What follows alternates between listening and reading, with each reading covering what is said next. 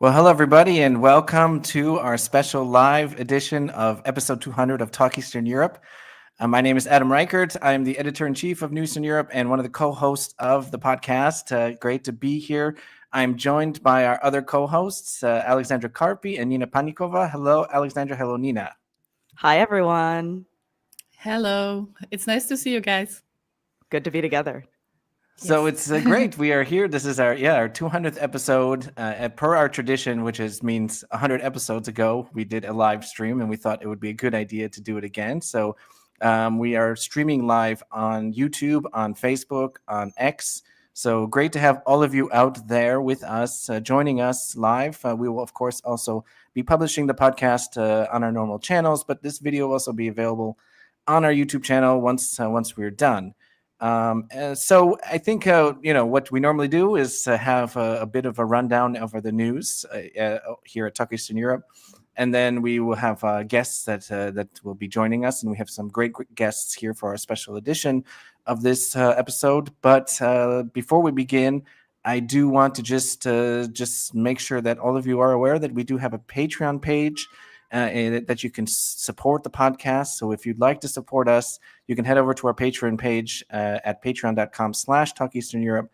And for as little as $2, you can support the podcast and also get some benefits. We have different benefits depending on what amount that you support us, including our famous, I get to show it, famous Talk Eastern Europe water bottle. We all use it every episode. It's almost standard with us. So synchronized. Yeah. Yes.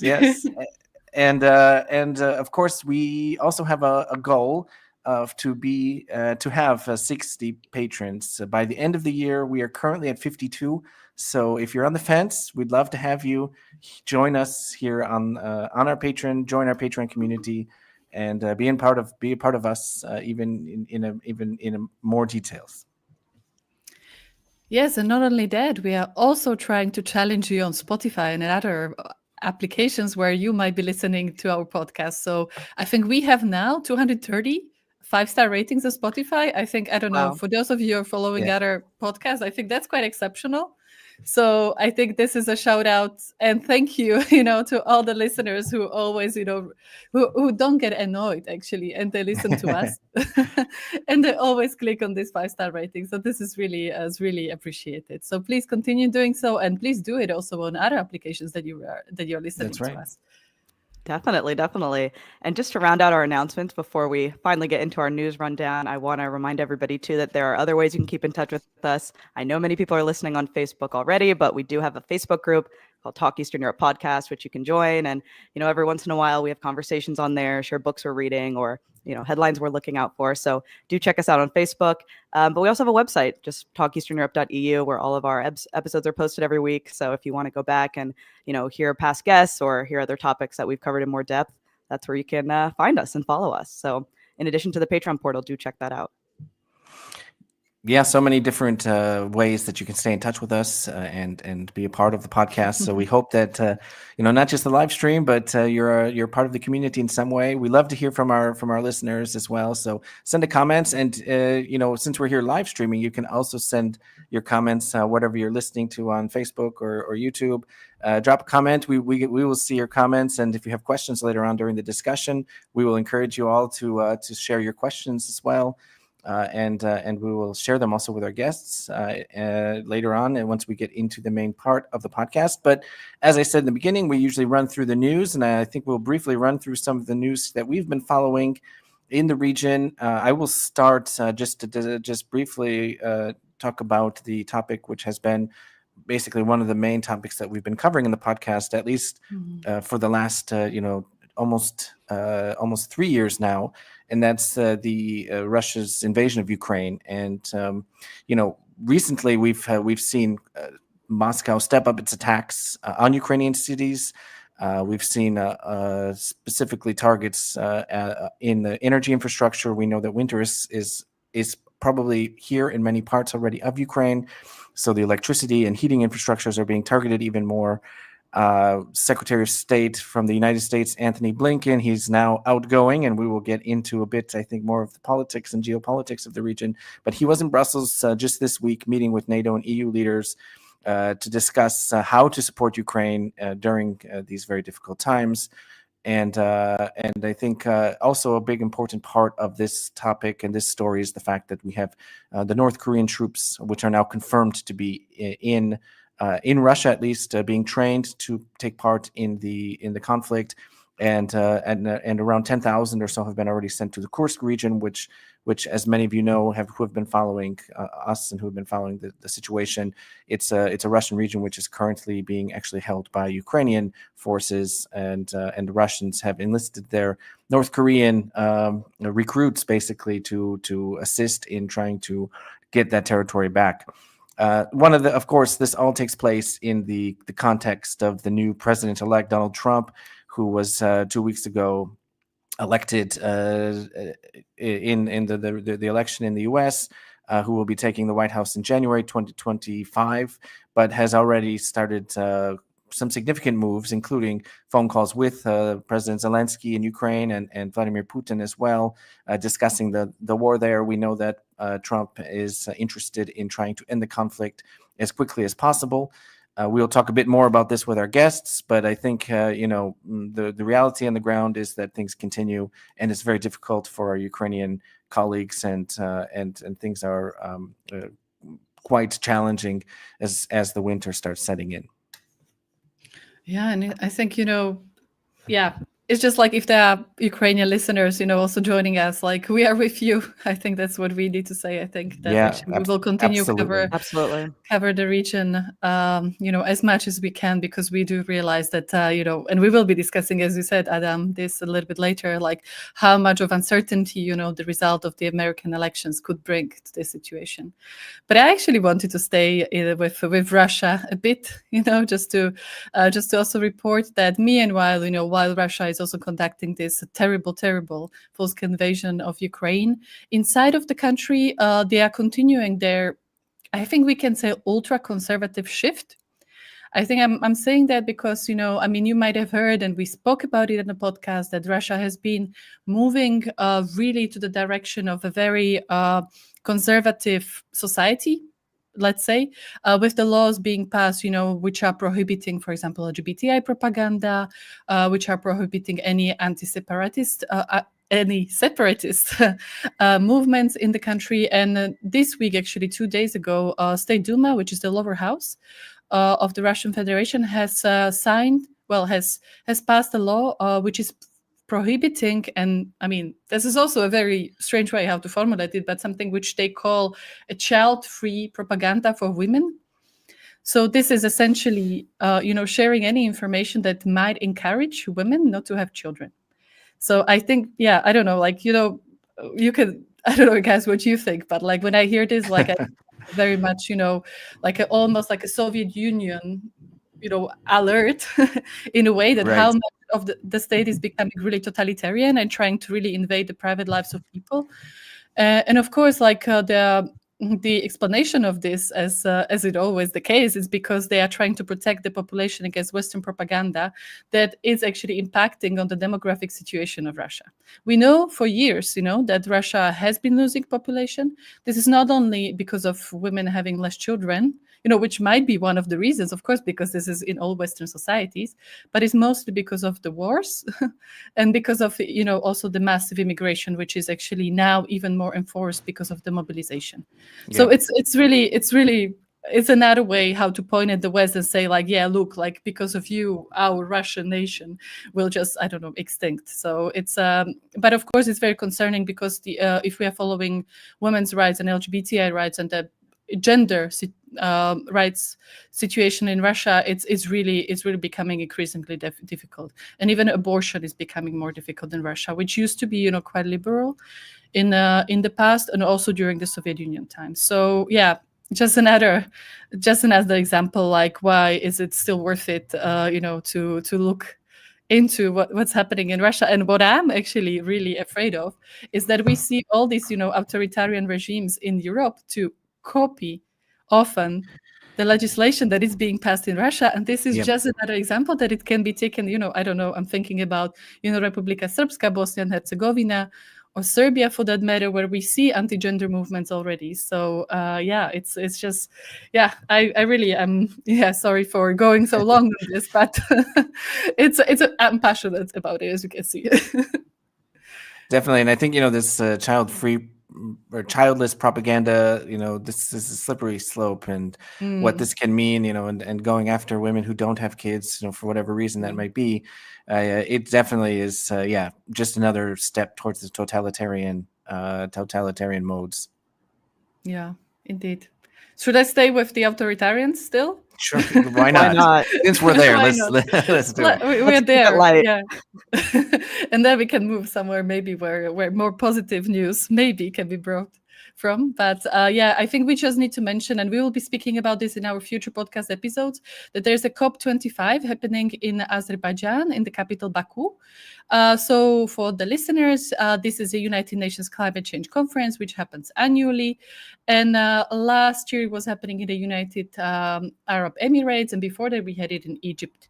So it's basically an attempt of the world, just to commit to some kind of cuts when it comes to the world really approaching this climate crisis, or it's already in climate crisis. But of course, why this is a problem is that the COP29 is, according to some environmental activists, used to greenwash what Azerbaijan is doing when it comes to persecution of journalists. We know that there were 12 journalists, I think, up to the COP conference being arrested. So it's just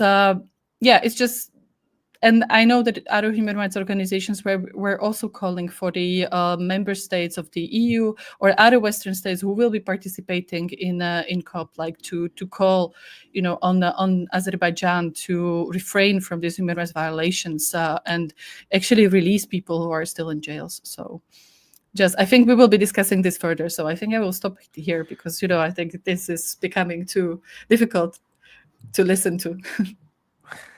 Yeah, definitely. And we will, as you mentioned, Nina, we will be covering this topic in a very near episode. So stay tuned for that, listeners.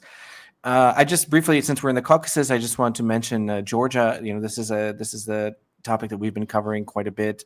And our last week's episode, we had a special interview with Tinatin Japaridze from Eurasia Group, and we talked about the election there, what it means, and the fact that the ruling party Georgian Dream now has basically entrenched itself for another 4 years, despite a lot of questions and irregularities.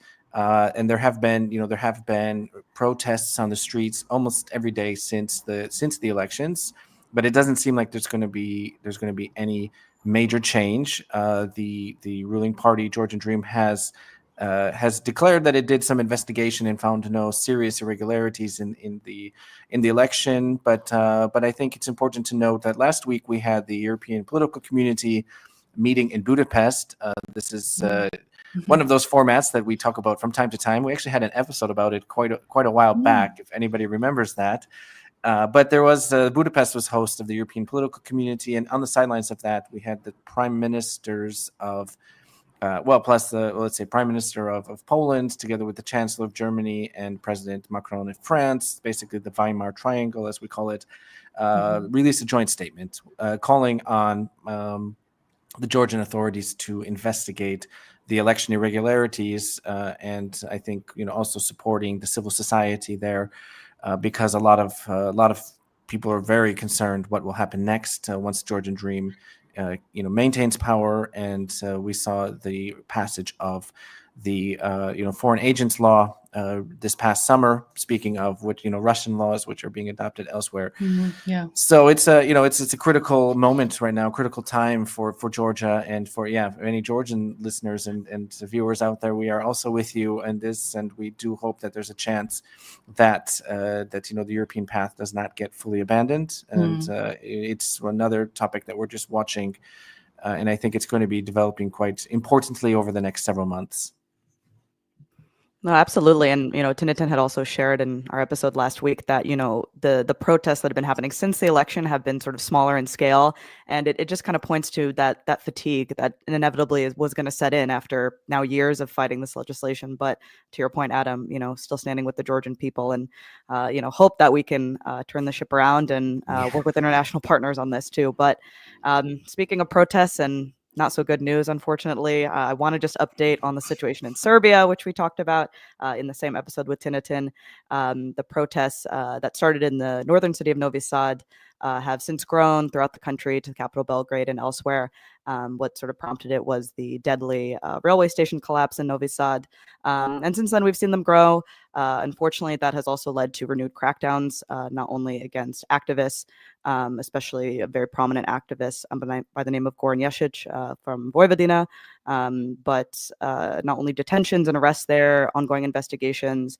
I know this is going to make me sound like a broken record, right? I feel like every couple of weeks I have to share this kind of update on Serbia. So it's a pattern of behavior, but the protests, are now numbering in the thousands as far as attendees, and there, are calls for key officials to resign and for there to be some kind of accountability, because clearly some form of corruption or maybe lack of transparency in the construction of the railway station that collapsed. That was, I believe, made by a Chinese company as well, in some sort of a sketchy public tender, which again is not exactly new to Serbia. So, I mean, as I said, this is not new for Serbia, but still worth following, and we'll have to sort of see the direction that Serbia takes as well. It's like Georgia, I think, headed in a very worrying direction in the new year. Yeah, definitely. But guys, I guess let me just wrap up and stay in the Balkans if you'll let me, but it will get us back to the EU, I promise. So I Eventually. Eventually, all roads lead back to Brussels, I guess. But we had talked, I think, when the deal was first signed between Italy and Albania. It was a bilateral agreement, basically allowing Italy to ship off up to 36,000 asylum seekers from Italy to Albania.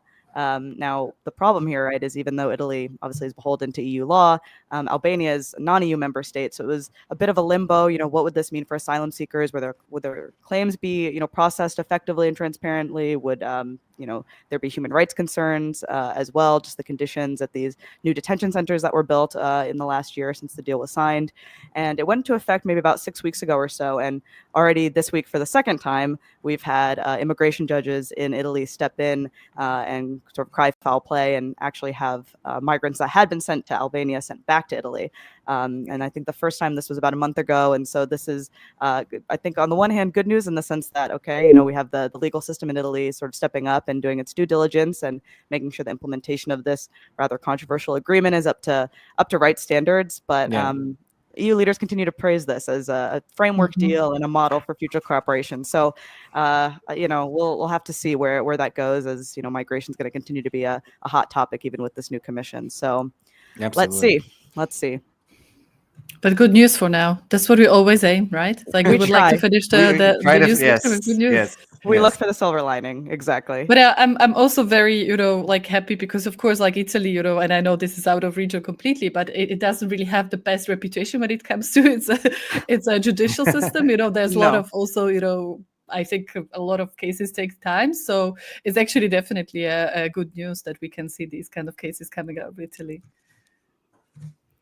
And maybe that gets us to the main discussion. Yeah, I think so. I think it's a good time to move on to our main discussion. And in a moment, we'll be joined by our guests, but maybe we'll introduce them first real quick. We have Zsuzsanna Végh, who will be joining us. She's with the German Marshall Fund of the United States and specializes primarily in Central and Eastern Europe, especially the foreign and EU policies of the Visegrád countries, state of democracy, and the role and impact of the populist radical right in the region.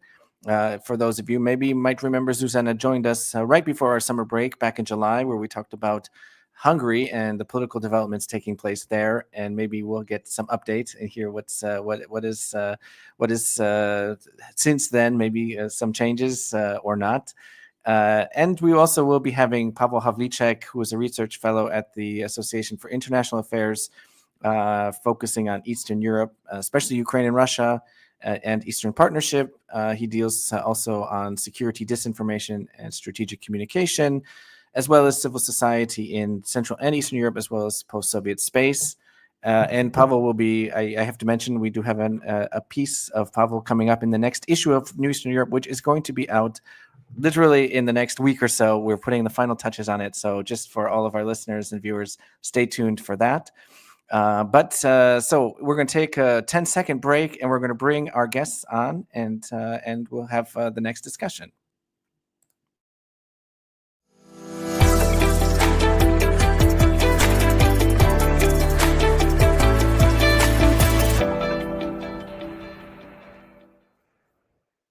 So welcome back. We now have Zsuzsanna Végh and Pavel Havlicek with us here. Welcome both of you to the live episode of Talk Eastern Europe. Hello, good evening. Good evening. Thanks for having us. So I think we can just get right to it. I think one of the topics that we definitely want to talk about today on this episode is, your reaction to the election of Donald Trump in the U.S. It was kind of, really close right up till the end. We did not know which way it was going to go. And it went quite decisively in one direction. Of course, that was the election of Donald Trump coming back to the White House. I'm just curious, both of you, what are your opinions, what your reflections, what you think it means for the region of Central Eastern Europe, and of course also Russia's war in Ukraine and the countries in the region.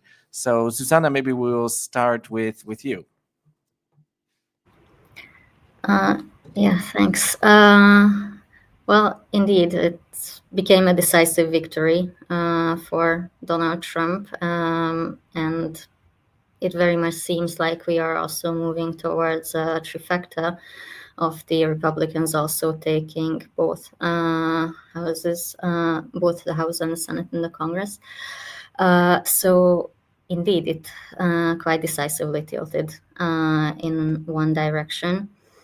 Well, what it means for Central Europe, I think to a large extent what it also means for Europe, for one, a lot of uncertainty. We definitely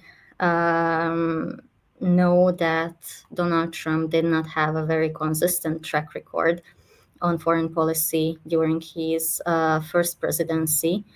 And I think that sort of unpredictability will remain with us.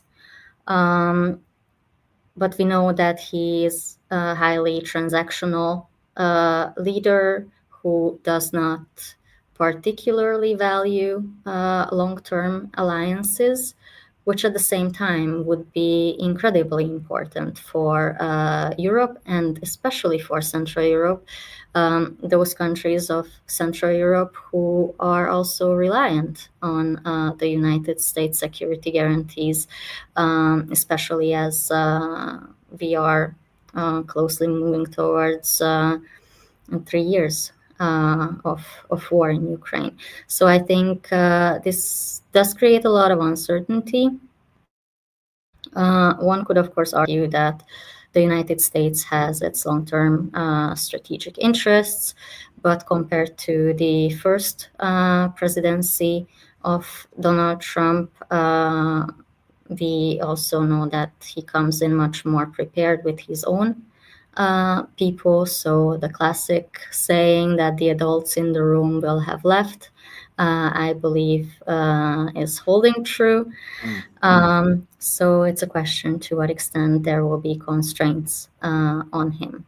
And maybe just one more thing, and I will leave, I think, much of the Ukraine discussion to Pavel, knowing that that's his specialty.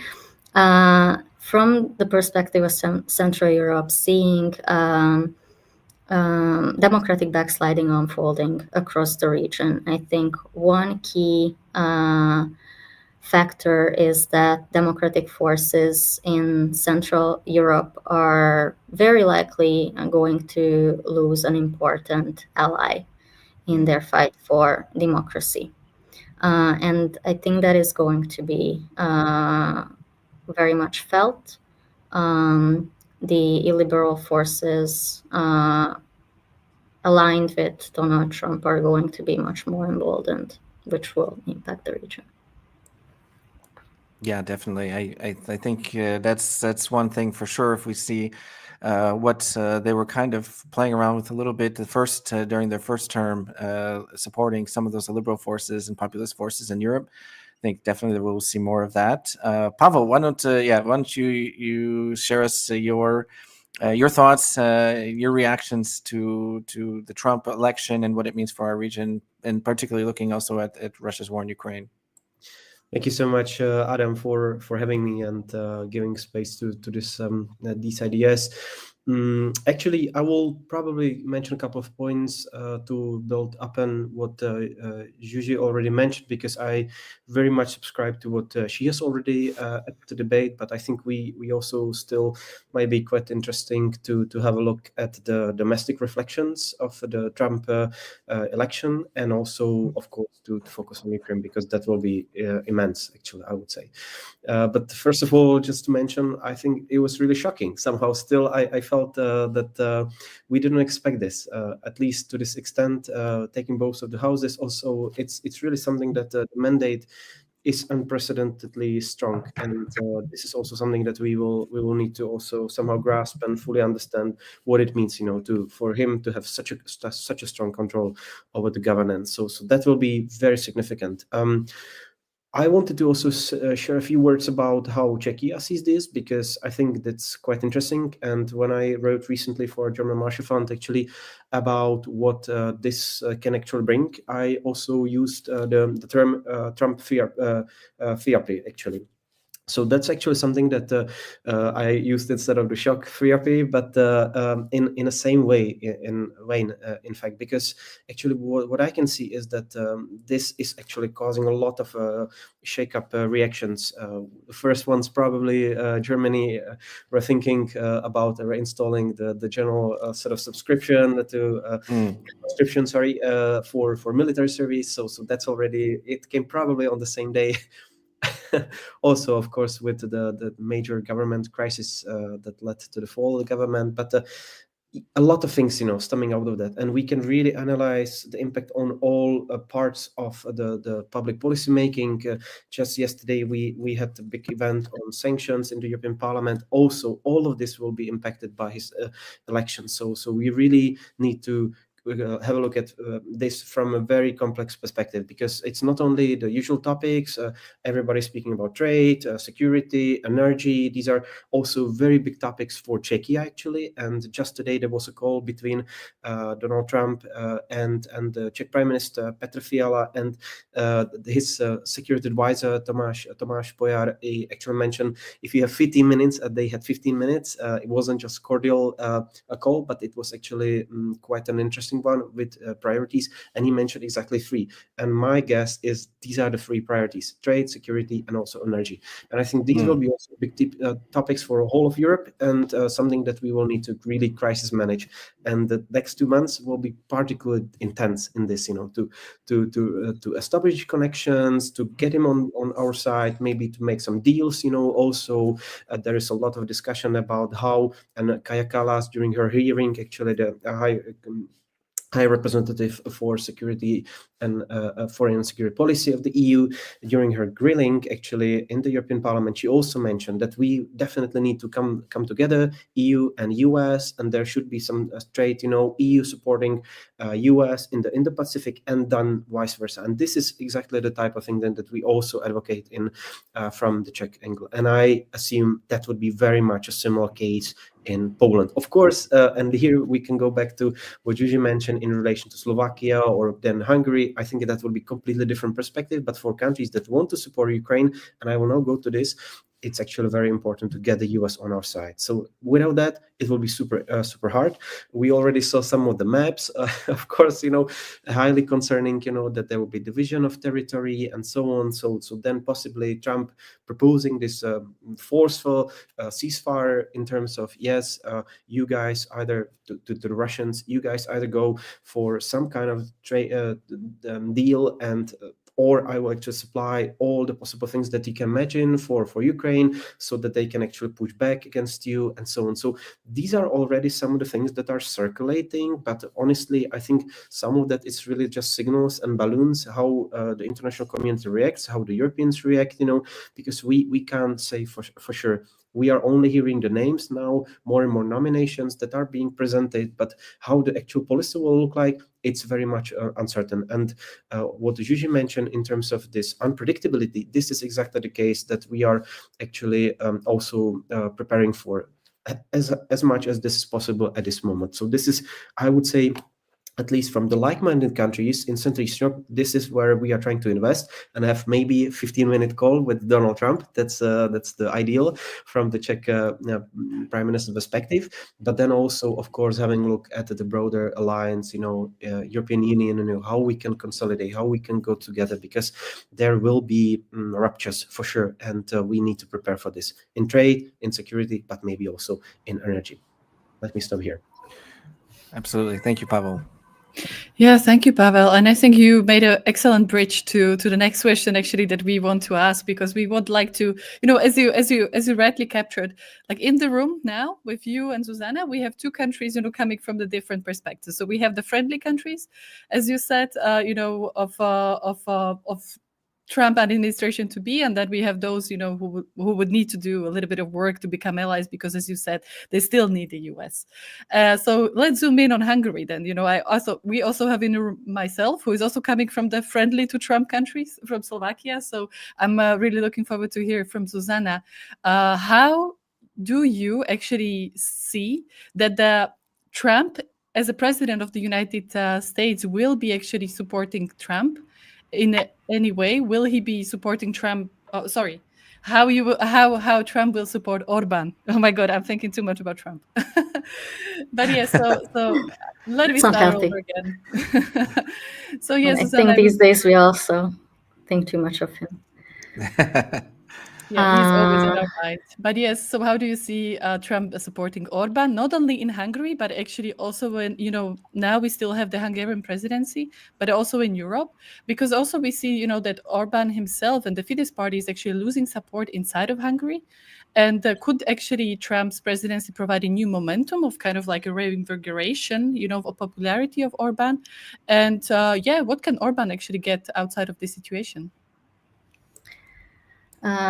Yeah, I mean, you guys mentioned the EPC summit that actually just took place 2 days after the US elections. So Prime Minister Orban was really making a big bet with that, hoping that he will have a reason to celebrate. And following from his years of networking and alliance building with Trump and the MAGA circles, he does have a reason now to celebrate, and he does.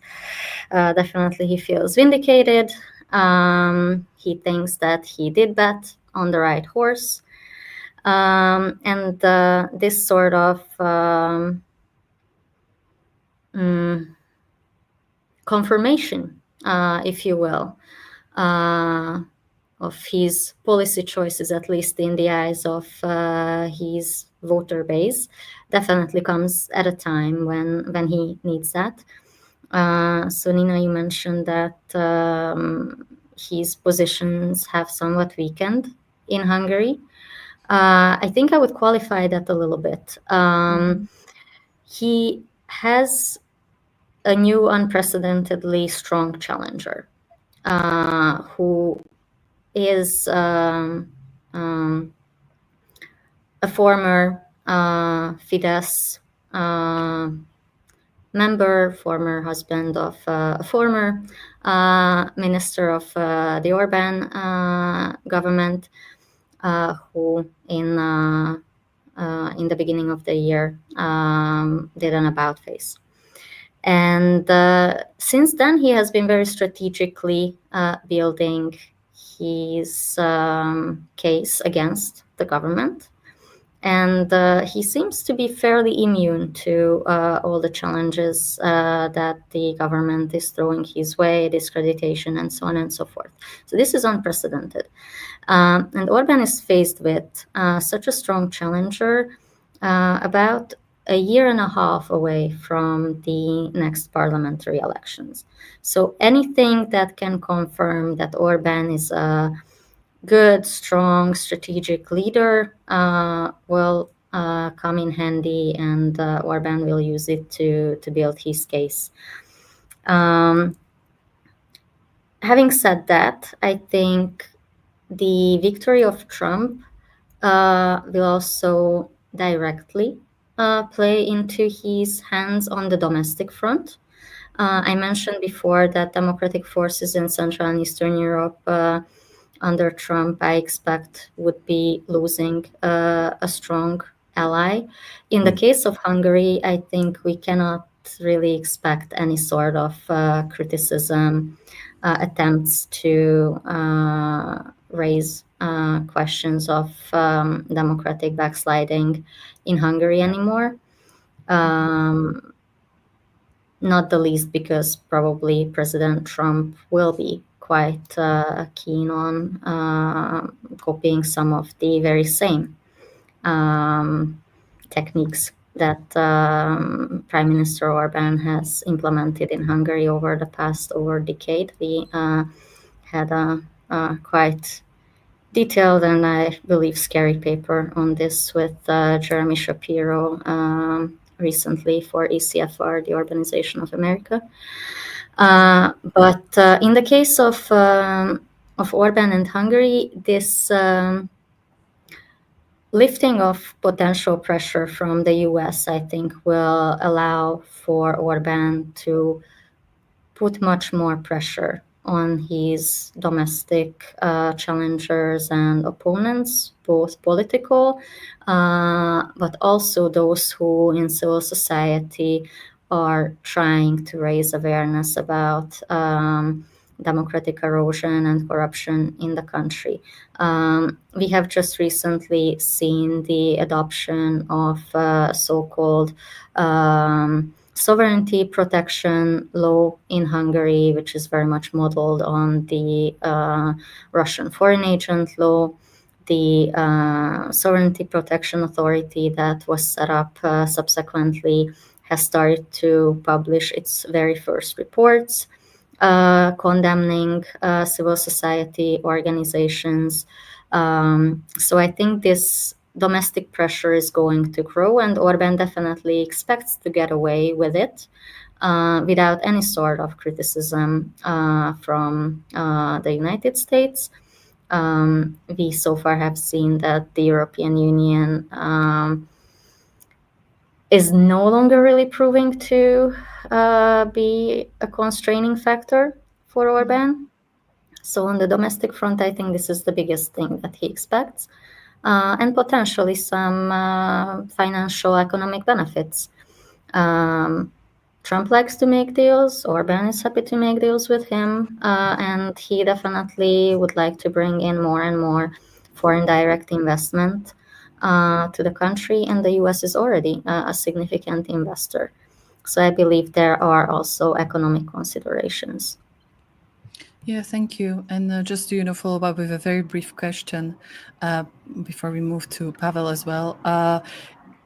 We also saw some, polls or examples of polls being circulated before the US elections, which also showed that if Trump and Kamala Harris would be running, for the presidential post in Hungary, the Hungarian population would be slightly slightly kind of favoring Donald Trump. So, and I'm just wondering, out of curiosity, like, what do you think about these polls, and whether, the supporters of Donald Trump would be those also who are Viktor Orbán's supporters as well?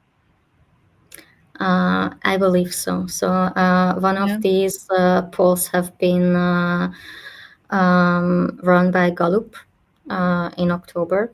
And actually, it's very interesting because nearly 50% would choose Trump over 30% who would choose Harris.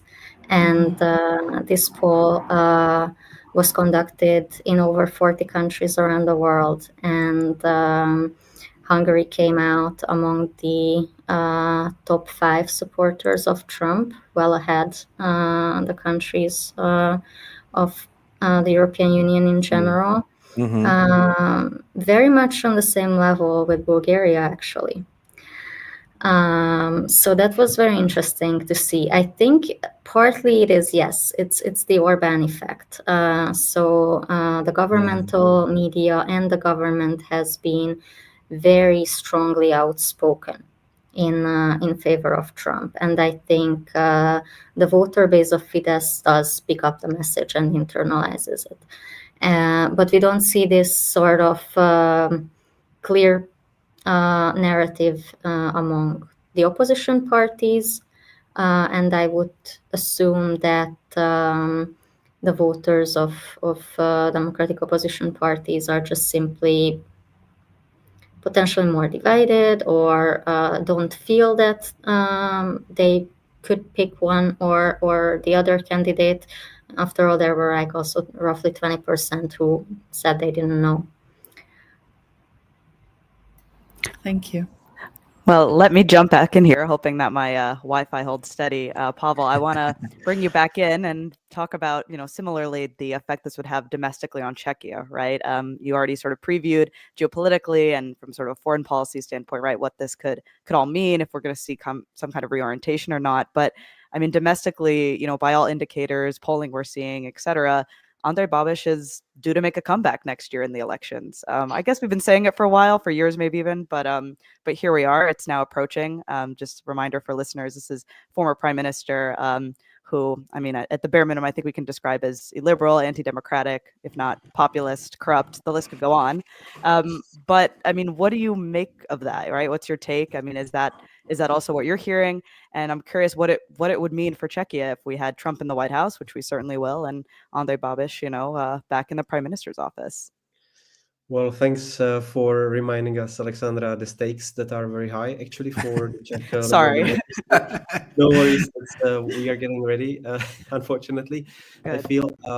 But anyway, I think the way you describe is very precise, and it's actually quite interesting the combination that you describe, because honestly, it's far from being certain who, and this is the big competition, who is the biggest friend of Trump now in Czechia. There's a big competition. I already mentioned the name of Tomáš Pojar, who is the National Security Advisor to the Prime Minister, and the whole of ODS, the Civic Democrat Party, that is basically the leading party within the government. They have the Prime Minister seat, and Petr Fiala already referred to. They are also trying to prove themselves, so to say. And honestly, the government has quite a good track record of work. They match all the significant international priorities. They support Taiwan against the communist Chinese regime. They support Israel very fiercely, and they also, from our angle, they also do a lot of things in favor of Ukraine. But beyond that, and that might be actually relevant also for the US politics, they are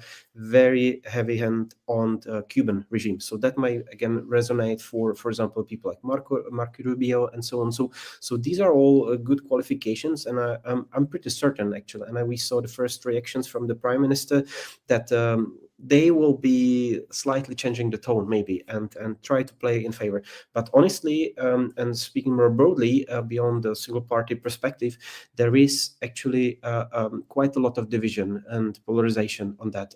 This goes also across the society. It actually goes across the political spectrum, because honestly, when doing these kind of polls, and it was really interesting and somehow shocking actually for parts of the political establishment, that especially people from the one party that I mentioned, Civic Democrats, but then also Andrej Babiš party for sure. Yes, this was a very strong leaning towards Trump, but then actually the political extremes. So people like from the Communist Party and so on. So that could have surprised somebody in the US who are the friends, in fact. But yes, I have to say that this was, and then vice versa, actually, for 3 others of the 4 current coalition partners of the Civic Democrats, this was clearly Kamala Harris, actually, that they would be in favor. So quite a lot of division. But you wanted to talk about Andrej Babiš, which I cannot possibly skip. But honestly, this guy will be also very much interested in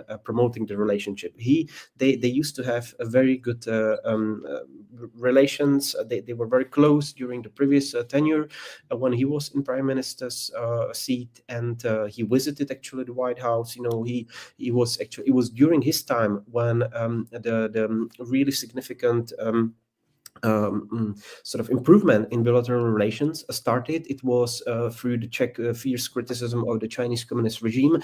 It was when, for example, the Czech cyber security unit actually called out Huawei for actually being a threat to the critical infrastructure. So these were kind of the things that actually got Andrej Babiš to the White House, and he will definitely try to remind of this and actually reestablish the relationship. So when he referred to Andrej Babiš coming back, and this is very highly likely, that will be kind of a restoration to the old times where those two actually worked very well together.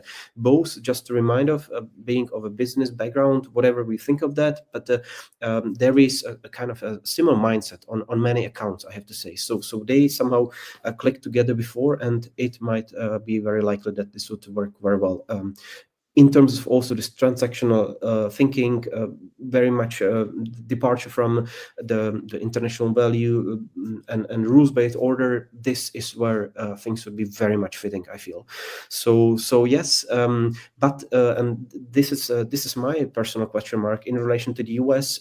It is almost certain that Andrej Babiš will not be governing on his own. So to get the 101 seats out of 200 in the lower chamber of the Czech parliament, it's very highly unlikely if we don't see any major mistakes by the current government and a major reshuffle, politically speaking, because in that case he would need a smaller coalition partner, and there are a couple of options. It might be, as I mentioned, some of the extreme right, extreme left circles that would be very likely to favor also the Trump logic. But also there are talks about actually potential split within the Civic Democrats, and here obviously the more pragmatic wing within the main of the current ruling parties, that would be also highly beneficial from Trump's perspective, but also from so to say the pragmatism more displayed in the Czech politics, both domestically and even more internationally. So I feel that there are a lot of options. There are still quite a few question marks, and I think I'm almost convinced that the government will make it until October next year, because we were supposed to have the next general elections around the same time as Germany. It changed course, but we should stick to the original, and I feel that there will be still a couple of moments when the government will try desperately to prove to Trump that they are worth actually combining forces, but then also minimizing the risks, especially on Ukraine, because this is one of the important sort of legacies that the government is leaving behind. And we might speak about the Czech initiative. A lot of outreach towards the US. Look, you guys are delivering the major packages of support, but we are also sort of supplying our own things. It's not only us receiving, but we are also security providers. We are trying to help and compensate for some of the weakness inside of the EU. So there were all of these kind of maneuvering that we have seen over the past couple of months, and this is likely to repeat. And actually so the charm offensive will be definitely coming from this government towards Trump, and no matter how strong there might be this kind of polarization, there will be this kind of move for sure. And so there will be at least some kind of continuity with this in the Czech government for sure. Interesting. So it really will impact the campaign, at least some of the mudslinging that we will inevitably see, thrown around. Interesting. I'm also curious, and for some of the reasons you already outlined, it would make sense, I guess, that polling data shows that if you were to insert Donald Trump into a Czech election, that he would actually do quite well, get about 40%. So you've already sort of said, right, there's that symbiosis there, right? It's not that surprising on the one hand, but it also kind of begs the question, why are these type of leaders, so popular in the Czech context? I know it's sort of a big, maybe sociological question as well, but even politically, maybe you can kind of shed some light on recent developments that have given them this opportunity to, it seems like, potentially sweep the board. Yes, very important and a big philosophical / sociological question. I will just try to share a few reflections, because we actually, and many people started doing that actually in Czechia. So from the political analysis and science background, so I think there is definitely a major difference between what used to be sort of normal back in 1990s when we reflected on this, that with the democracy, human rights, and all of this, you could really, Václav Havel, you would get your doors open all across the globe, especially in the West, in the US.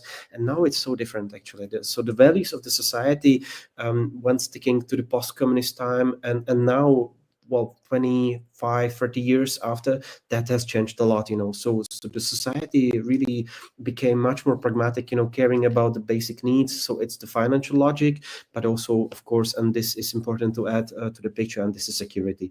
So in the times of war in Europe, it's many things are actually being affected by this.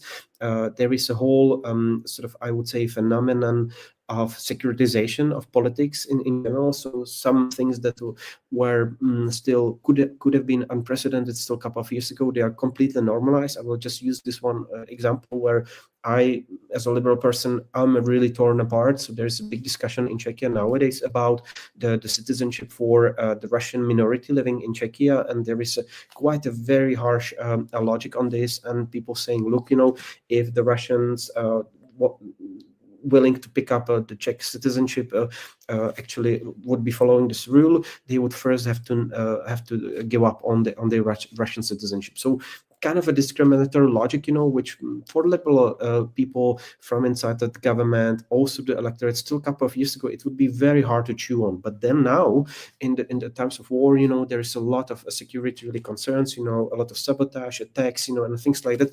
And the society is really including then that being reflected in politics. That's really changing in front of our eyes. And things that would have been unimaginable so a couple of years ago, it's still now at full display and really happening very, very swiftly, in terms of their development. So that's actually something that we see very much, displayed. There is a lot of sort of appetite for the strong hand, people to provide for the citizens, to take care of them, both financially and in terms of the security. So that's really a major difference than it was still a couple of years ago, but definitely so much more when compared with 1990s, for example. So just brief observations. There could have been much more things said on these topics, but that's really something that we see very tangibly, over the past really 2.5 years ago.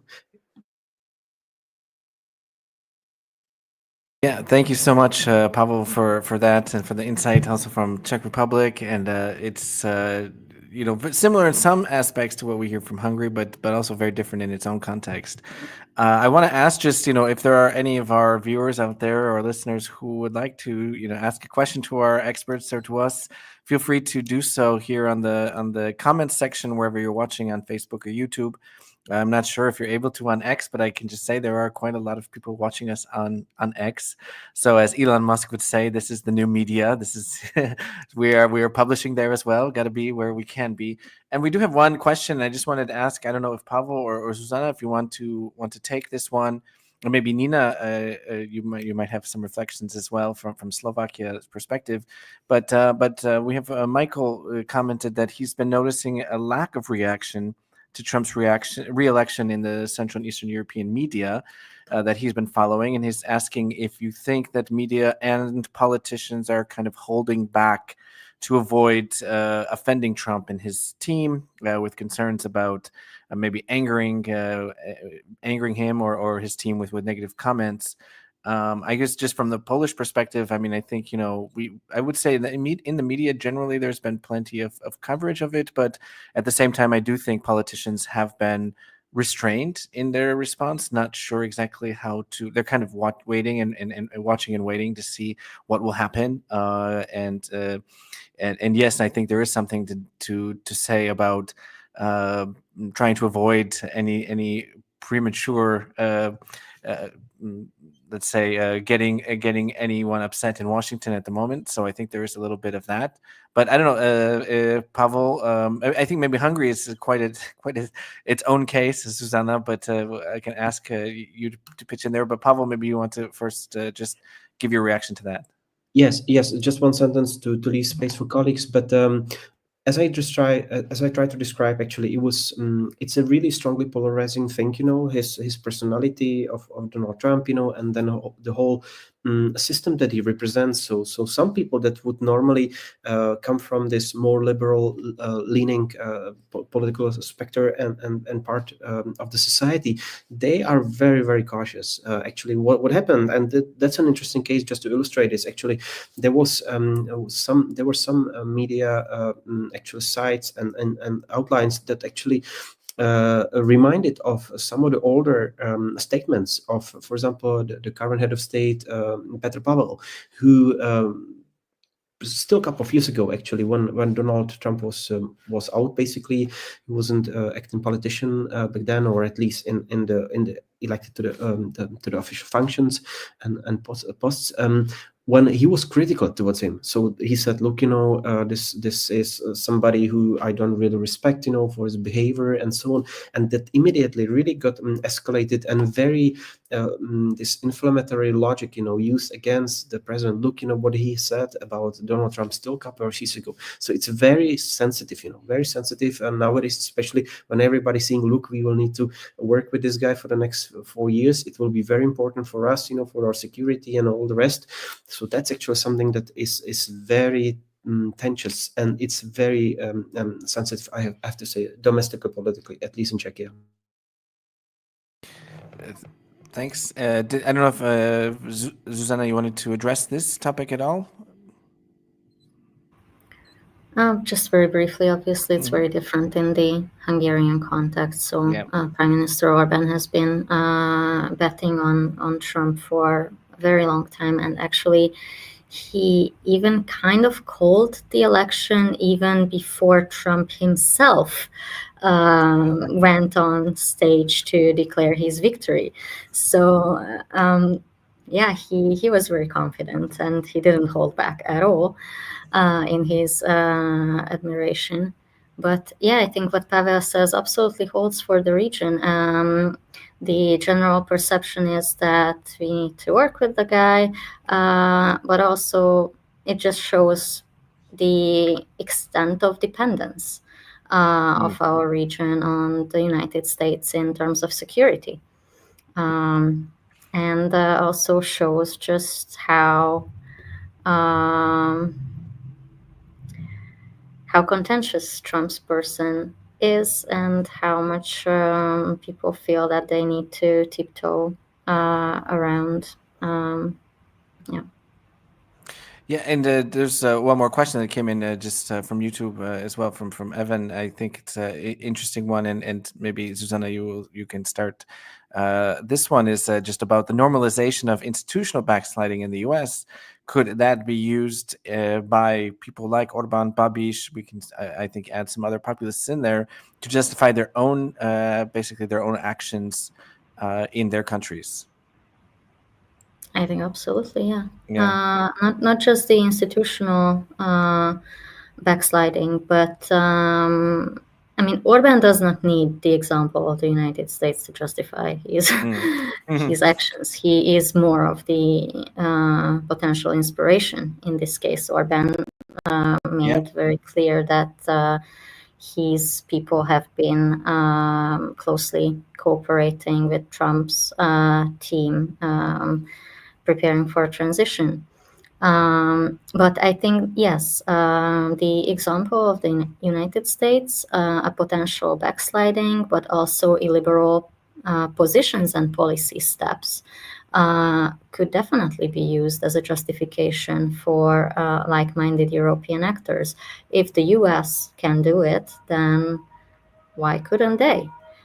So I actually do expect that, especially in the context where we see more and more networking among illiberal forces transatlantically, internationally, that the narratives and the practices are increasingly going to travel. And an example of the United States, the strongest power in the world, definitely it will embolden and feed into European practices too. Yeah, Pavel, you wanted to add something.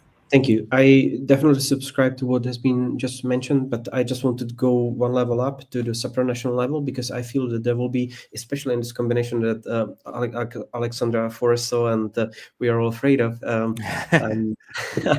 there might be actually much more push against EU politics as well. EU institutions, sort of this sovereigntist type of movements, and we didn't mention today, but the so-called patriots for Europe, actually, that's a power base that will strongly benefit from the election of Donald Trump, and he is well known. Donald Trump is well known for his like a very antagonistic position towards the EU, divide and rule. Look for friends, bilateralize the relationship, go against the multilateral institutions, whatever.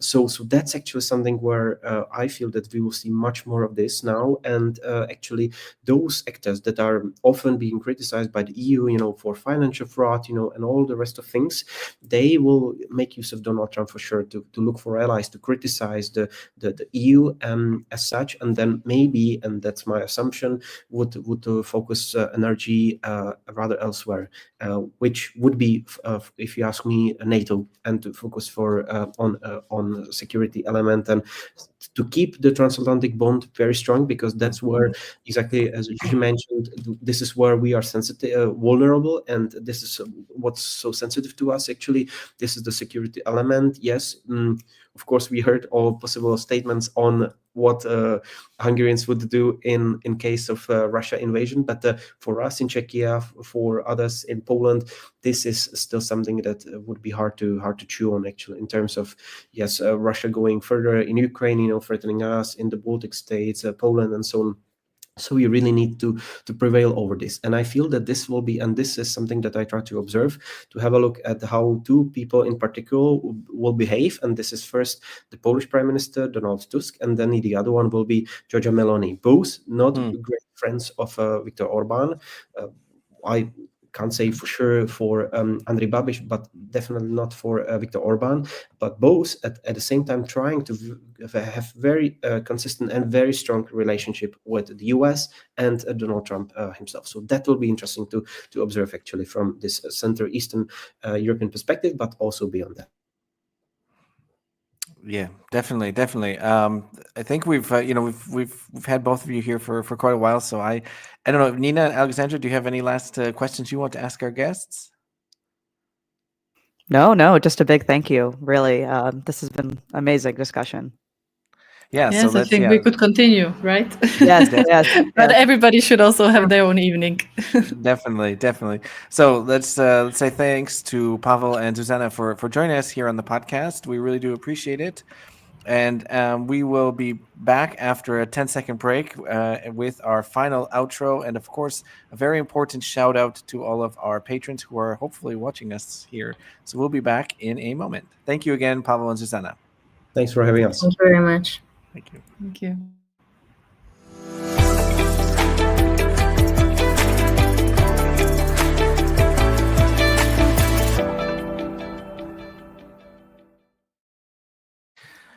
Well, that was quite an intense discussion, and I think just briefly, I'm curious if you have any reactions, Alexandra or Nina, to our guests and the discussion that we had. But just from my point of view, it's how much the impact that the election has in the U.S. Will have in Europe, and not just broadly, but in the individual countries. And the relations between them and the U.S. and this is transatlantic relations, and of course, not to mention the war in Ukraine, and this I think we're going to get deeper in probably in a few as the weeks go by. We'll see how the developments go, but we're definitely going to be digging deeper into that as well. But maybe Alexandra or Nina, you have some thoughts. I mean, for me, I will say, I could never imagine how complicated these things are. I know that sounds rather obvious, but, it's easy to feel from sitting in the US that this is a done deal. Democracy is done. Human rights is done. Democratic backsliding is the only way forward. But especially, Pavel's comments, I'll be thinking about them for a while in the sense that this is a complex group. There are different interests at play. And sometimes people who you would think would obviously align do not, whether that's Meloni and Orban or others. So it's the right, the race is not fully done in a couple of key countries and key leaders, so let's see.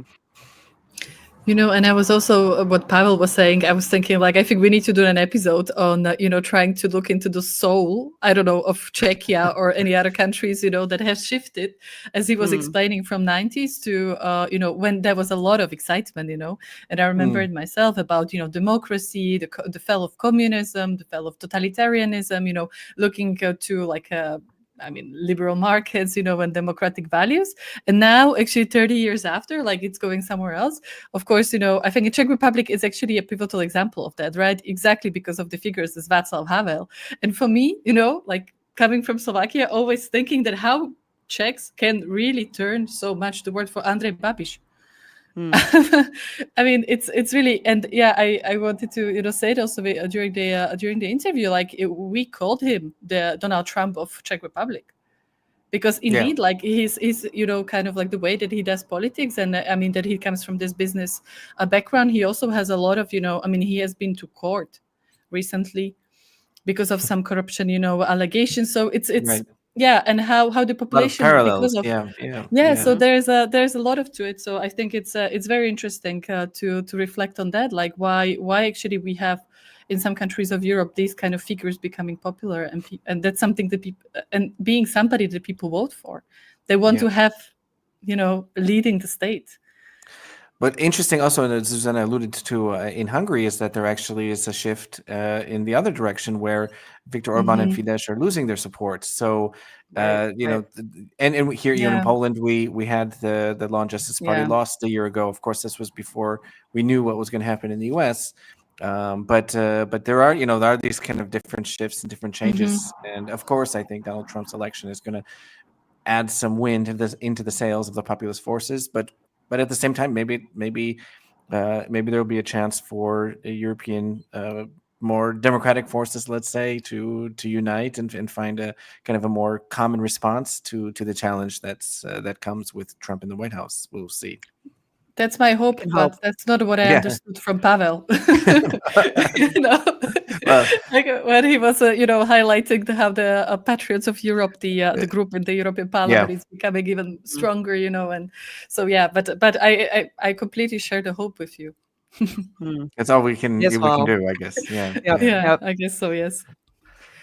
Good. Okay, so that was a really great discussion for our live episode, and I appreciate all of the people who've been with us. We have quite a number of people who are watching it, at least according to the statistics that we have here. So thanks for sticking with us. And now we want to move to the final part of the episode, and maybe we'll start, and just to remind all of you out there that we do have a Facebook group where you can join us and interact with us, share your thoughts about the episodes, suggest guests and topics. We're always welcoming feedback.